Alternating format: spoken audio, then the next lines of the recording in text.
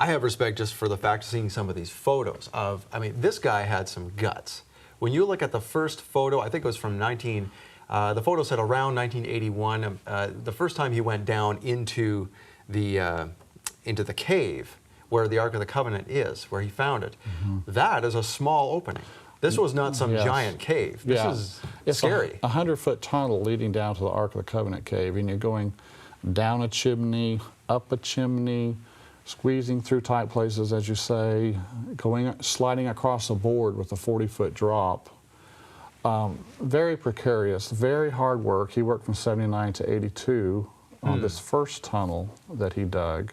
So he dug this tunnel? Well, he and his associates. There's a lot of people that helped him. Yeah. Some of it were natural cavities. You would hit a natural cavity that would let you go a little further. You may, of course, this is solid rock we're talking about. We're not talking about just loose sand or soil. Right. This is hard work. So he progressed, the 100 feet to get to the spot.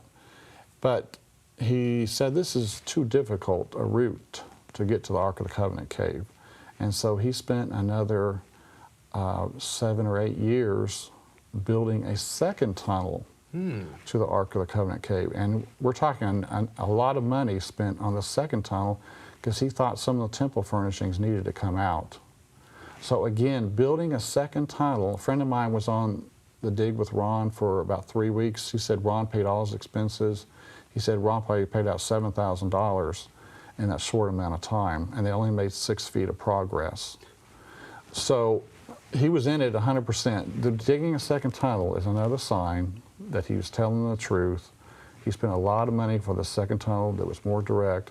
If you're a fraud, all you need is one tunnel, okay? One tunnel and a good story. Yeah, and then you could say, hey, if I'm the real fraud, come on down through this tunnel. I'll let you look in this cave, and you can see my Ark of the Covenant that I made.